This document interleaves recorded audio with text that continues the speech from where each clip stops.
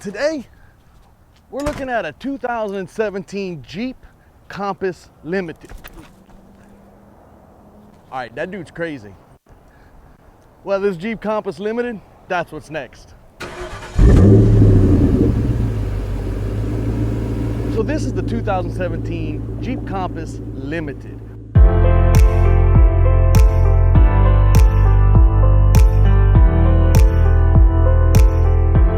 Why do I like it? Well, I got a bunch of reasons. Why is it cool? I don't have as many reasons. But why would you want to buy it? Yeah, I got a lot of reasons for that too.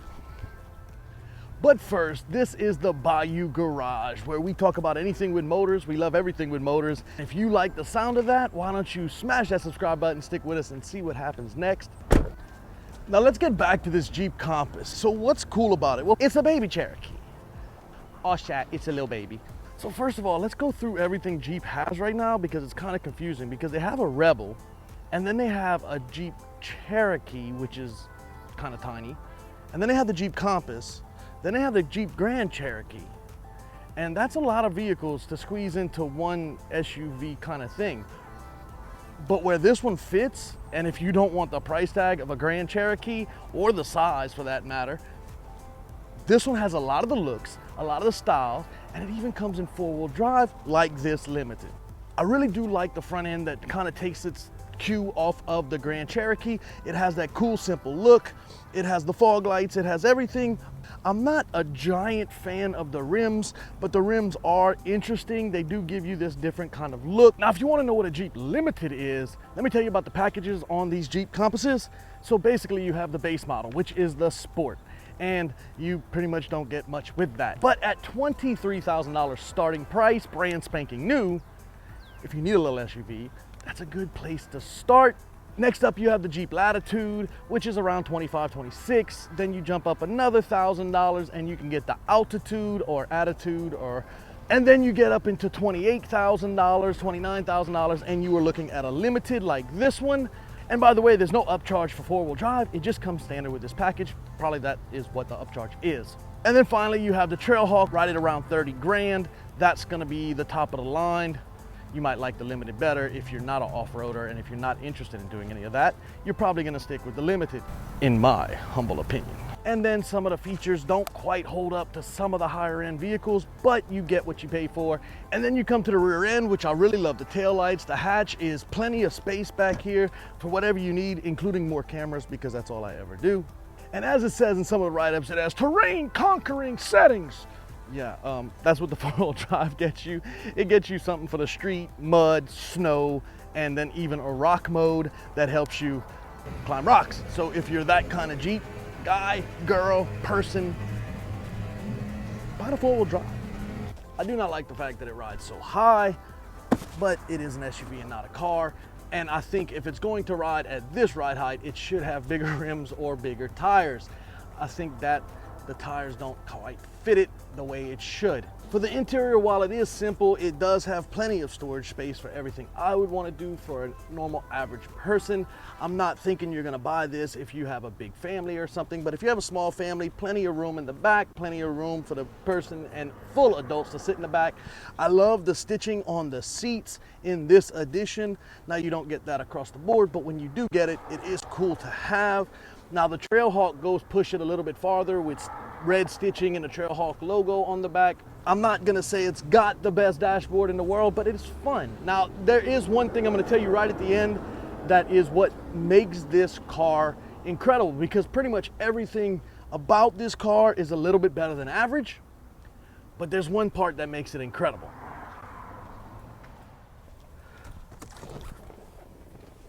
The infotainment screen on the dashboard is great. It's a huge screen. You gotta have that nowadays. That's pretty much coming in everything standard. That's 2016, 17, 18. And the newer we get, the bigger screens we get. I really think they're gonna go for that Tesla look. I saw it in a new Dodge. I'm hoping to bring that on the channel soon because they have a slot machine on the dashboard. So at the bottom of the shifter, you start with 2 cup holders, and then you have your traction control, your parking brake. Then you have your shifter, which is just a standard shifter. You have a small cubby hole right there for a cell phone or something like that you can throw in there with a 12-volt DC outlet. USB and auxiliary jack. Then you have all your AC controls and radio controls. Then you move up to your dash screen that has all of your climate, radio, media, apps, seat warmers, and settings, and phone can all be activated and dealt with through the dash. On the main console with the speedometer and the tach, it has a center computer screen, which allows you to see all the important vital information on your vehicle. Everything can be controlled from your steering wheel. I have seen some cars nowadays that really bug me because in the back seat, the back seats won't match up to the front seats, like the design and the pattern. It just doesn't really match perfectly. That drives me nuts, especially on the cheaper cars. And then we get to the all-important, most important thing about the Jeep Compass Limited, or any of the Jeep Compasses. I've gone out and looked at the Toyota vehicles that are this size and the Honda vehicles that are this size, and I've looked at a couple of other ones over the last few months.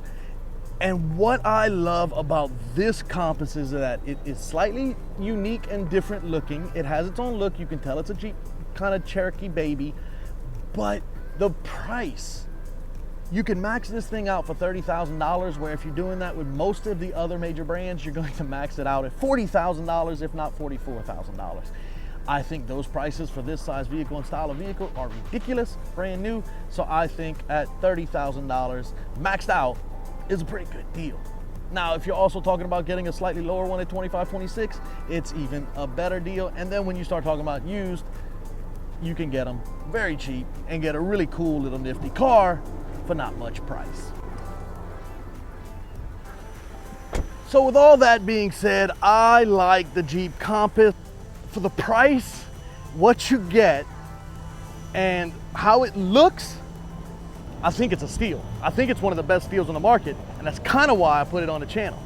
And as a small other note, if you want to leave a comment in the comment section below, or find our Facebook Bayou Garage group, come in there and help us make a rating system so we can rate every vehicle across the market and kind of have them on an even playing field.